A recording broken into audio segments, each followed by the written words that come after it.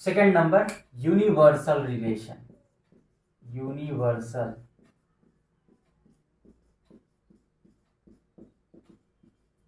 Universal relation.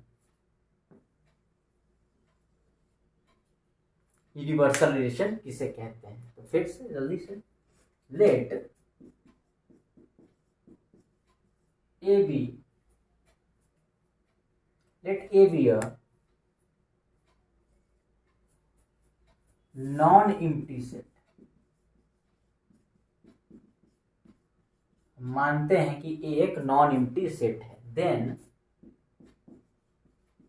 Then ये जो A cross A है ना इज कॉल्ड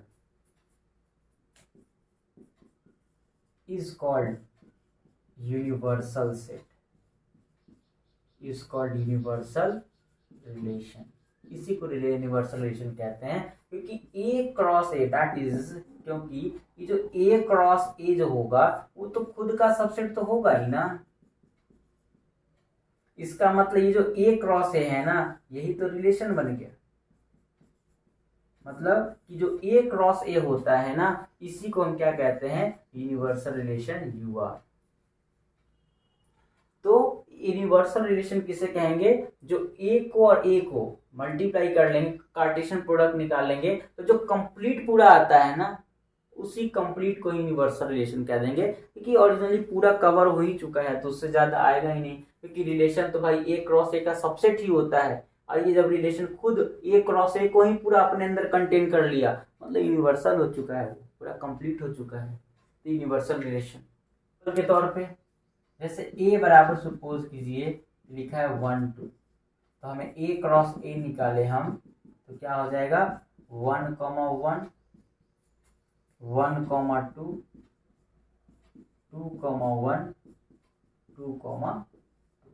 तो ये जो हमारा आर है ना यही हमारा हो गया ए क्रॉस ए, और यही हमारा यूनिवर्सल रिलेशन, यही हमारा यूनिवर्सल रिलेशन जो कंप्लीट दे दे, पूरा निकाल के दे दे, वही यूनिवर्सल रिलेशन। तो ये जो रिलेशन देख रहे हैं, ये जो कार्टेशियन प्रोडक्ट देख रहे हैं ए क्रॉस ए, यही ए क्रॉस ए, यही पूरा एलिमेंट अगर हम ले लें मतलब आर इसी को पूरे को हम आर मान लें तो यूनिवर्सल रिलेशन।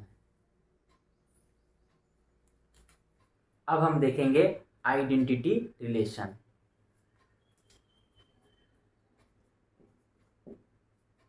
तीसरा नंबर टाइप आइडेंटिटी रिलेशन।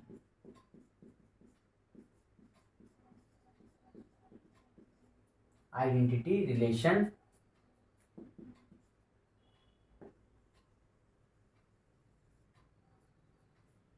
एक बार जल्दी से पहले इसको एक बार हम डिफाइन कर लेते हैं।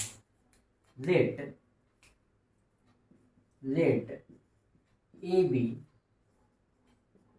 Any set, let A be any set, then the relation R,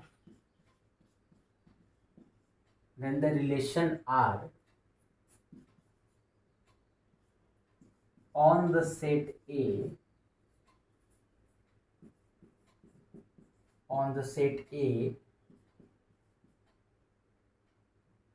is called, then the relation R on the set A is called identity relation,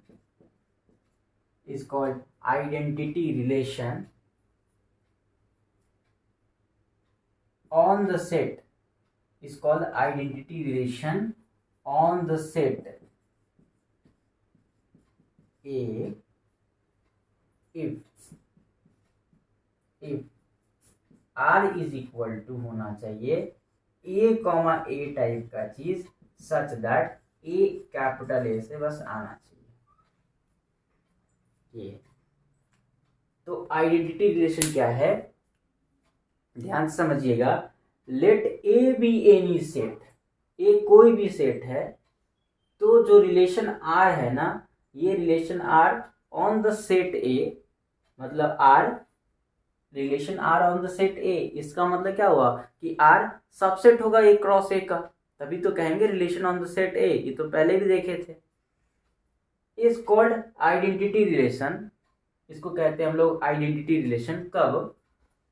अगर आर का वैल्यू ए कॉमा ए टाइप का चीज है, मतलब कि आर के पास अगर इस आर को आइडेंटिटी रिलेशन बनना है तो हमें ऐसे ऐसे ऑर्डर्ड पेयर लेने होंगे जिसमें पहला मेंबर भी ए है तो दूसरा मेंबर भी ए है, अगर पहला मेंबर बी है तो दूसरा मेंबर भी बी है, और अगर पहला मेंबर राम जी है तो दूसरा मेंबर भी राम जी ही होने चाहिए, सच दैट जो पहला मेंबर है वो कैपिटल ए से आ जाएगा। पहला मेंबर क्या, दूसरा मेंबर भी कैपिटल ए से आ जाएगा, क्योंकि पहला मेंबर और दूसरा मेंबर तो दोनों सेम ही है। मतलब कि अगर किसी रिलेशन आर को आइडेंटिटी रिलेशन बनना है तो हमें इस तरह के ऑर्डर पेयर लेने हैं, और ऑफ कोर्स उसके जो भी मेंबर्स आएंगे वो तो कैपिटल ए से ही आएंगे ना। अगर वो relation R on the set A है तो भाई एलिमेंट भी ए से आएगा। अगर relation R on the set B होता तो बी से आता, स्मॉल बी कैपिटल बी से आता, स्मॉल ए बिलोंग करता कैपिटल बी से आता। तो ये हमारा हो गया आइडेंटिटी रिलेशन। कि आइडेंटिटी रिलेशन में एलिमेंट जो होंगे वो ए कॉमा ए टाइप के होंगे, सच दैट जो एलिमेंट आएगा भाई कैपिटल ए से आना चाहिए। इसको एक बार हम एग्जांपल से देख के खत्म करते हैं। जैसे एग्जांपल ए बराबर एक हम लिखे 1 2 3, एक हम रिलेशन आर लिखे, एक रिलेशन हम आर लिखे, एक रिलेशन हम R1 लिखे 1, 1 2, 2 3, 3 1, 2। पहले तो किस रिलेशन को आइडेंटिटी रिलेशन कहते हैं, तो अभी जस्ट बताए थे कि कोई भी रिलेशन आर है उसको हम आइडेंटिटी रिलेशन तभी कहेंगे जब उसके पास एलिमेंट ए टाइप का होना चाहिए, सच दैट वो स्मॉल ए कहाँ से आएगा, कैपिटल ए से आएगा। तब कहेंगे कि रिलेशन आर जो है वो आइडेंटिटी रिलेशन है ऑन द सेट ए। ये एक R1 रिलेशन लिखे हैं, क्या ये R1 रिलेशन, क्या ये रिलेशन R1 क्या हमारे पास, पहले तो ये चेक करके बताओ कि जो R1 जो एक सेट लिखे हैं क्या ये सेट एक रिलेशन है। तो R1 सेट, ये R1 जो सेट है ये रिलेशन तभी बनेगा जब ये R1 ए क्रॉस ए का सबसेट होगा। तो जब आप ए क्रॉस ए निकालेंगे तो सारे के सारे एलिमेंट आपको देखने को मिल जाएंगे। इसका मतलब कि R1 एक रिलेशन तो है, लेकिन हमें ये देखना है कि ये R1 जो रिलेशन है क्या ये आइडेंटिटी रिलेशन है। तो उसके लिए देखना पड़ेगा कि क्या इसके पास ए टाइप का एलिमेंट है ना, मतलब क्या इसमें फर्स्ट मेंबर और सेकेंड मेंबर दोनों बराबर है ना। तो देख लेते हैं 1, 1 ठीक है, 2, 2 ठीक है, 3, 3 ठीक है, 1, 2 गड़बड़। इसका मतलब ये हमारे पास तो नहीं है। क्या गड़बड़ कि यहाँ पे ए का काम 1 कर रहा है और फिर यहाँ पे 2 करने लगा, लेकिन हमें तो पता है कि जो यहाँ वही यहाँ, लेकिन यहाँ 1 तो यहाँ लेकिन 2 है, इसलिए यहाँ पे आइडेंटिटी रिलेशन नहीं होगा। अब हमें देखना है कोई दूसरा एग्जाम्पल हम लिख के देखते हैं। R2 एक लिखते हैं कुछ ऐसा 1, 1 2, 2। क्या ये आइडेंटिटी रिलेशन है? तो बताइए, यहाँ 1 तो यहाँ भी 1, यहाँ 2 तो यहाँ भी 2, लेकिन एक और था ए कैपिटल ए से आना चाहिए। यहाँ कैपिटल ए के पास 3 एलिमेंट है, 1 भी है, 2 भी है, 3 भी है। भाई 1 के लिए तो आप लिख दिए 1, 1, 2 के लिए तो लिख दिए 2, 2, लेकिन ये भी तो 3 ए के पास था, ये भी तो 3 ए का एलिमेंट है, इसलिए तो ये भी तो होना चाहिए 3, 3। बेचारे में 3, 3 ही एब्सेंट है। क्योंकि एब्सेंट है तो ये भी पूरे एब्सेंट हो जाएगा। तीसरा रिलेशन लिखते R3 1, 1 2, 2 3, 3। क्या ये एक आइडेंटिटी रिलेशन है? तो ये बिल्कुल एक आइडेंटिटी रिलेशन है। क्यों है? क्योंकि 1, 1 है, 2, 2 है, 3, 3 है, ए के पास भी है एलिमेंट 1, 2, 3, तो ये बिल्कुल आइडेंटिटी रिलेशन तो है। ये हमारे पास आइडेंटिटी रिलेशन है। तो यही हमारा था आइडेंटिटी रिलेशन। अब हम लोग आगे बढ़ेंगे रिफ्लेक्सिव रिलेशन, तो लिख लेते हैं जल्दी से, reflexive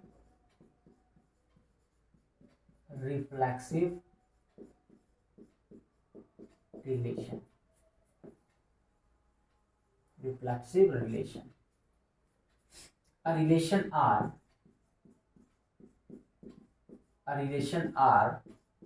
on a set A, on the set A,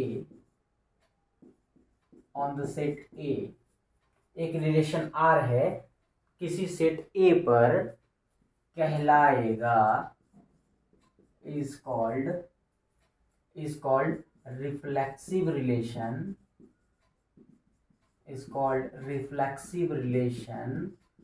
अगर इफ A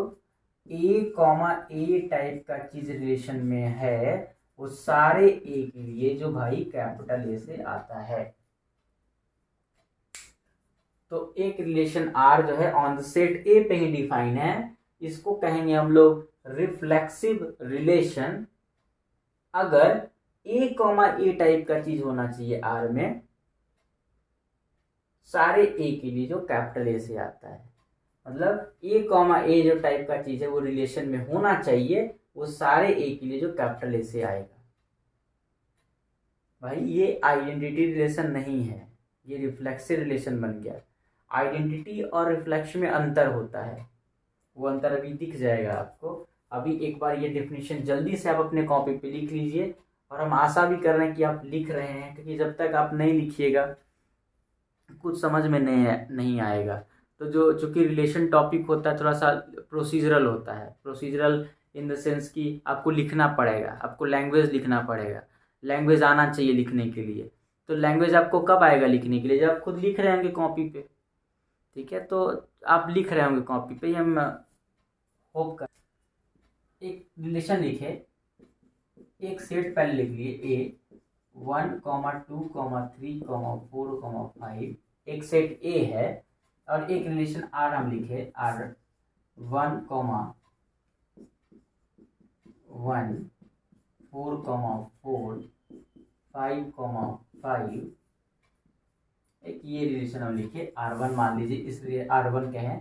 क्या ये R1 क्या रिफ्लेक्सिव रिलेशन है? तो आप कहेंगे कि भाई रिफ्लेक्सिव रिलेशन तो नहीं है, क्योंकि रिफ्लेक्सिव का था कि A टाइप का चीज होना चाहिए R में, वो जितने भी A हैं स्मॉल है वो सब कैपिटल A में जितने भी हैं, जो स्मॉल A जो कैपिटल A में हैं वो सब के लिए होना चाहिए। तो कैपिटल A में 1 भी है, तो 1, 1 होना चाहिए, तो ठीक तो है। स्मॉल 2 है, ये 2 होना चाहिए रिलेशन में, ये नहीं है, इसलिए ये रिफ्लेक्सिव रिलेशन नहीं है। ये रिफ्लेक्सिव रिलेशन नहीं है, रिलेशन तो है ही ये, लेकिन ये रिफ्लेक्सिव रिलेशन नहीं है। हम एक R2 रिलेशन लिख रहे हैं, 1, 1, 4, 4, 3, 3, 2, 2, 1, 1, 2, 2, 3, 3, 4, 4, 5, 5 और 1, 2।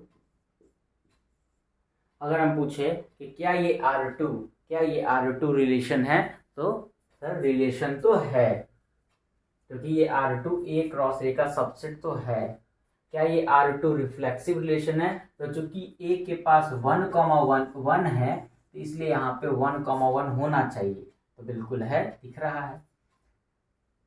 2 है तो 2, 2 भी होना चाहिए, यहाँ पे दिख रहा है। 3 है तो 3, 3 भी होना चाहिए, तो दिख रहा है। 4 है तो 4, 4 है, तो दिखना चाहिए, है। 5 है तो 5, 5 होना चाहिए, है। तो ये कहा था कि भाई कैपिटल A के पास जितने भी स्मॉल ए हैं वो सब के लिए इस तरह का पेयर होना चाहिए, जो कि है। उसके एक्स्ट्रा भी कुछ आ गया तो उससे हमको मतलब नहीं है, ठीक है। तो ये हमारे पास R2 जो है, R2 हमारे पास रिफ्लेक्सिव रिलेशन है, तो हम कह सकते हैं कि R2 is a reflexive relation, R2 is a reflexive relation on the set A, R2 जो है एक रिफ्लेक्सिव रिलेशन है on the set A.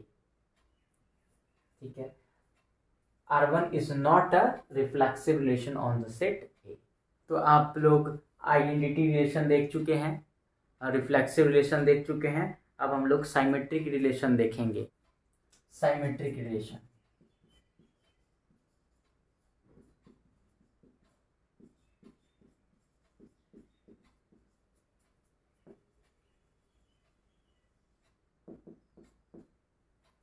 symmetric relation.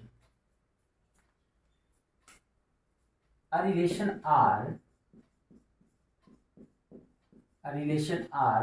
on the set A is called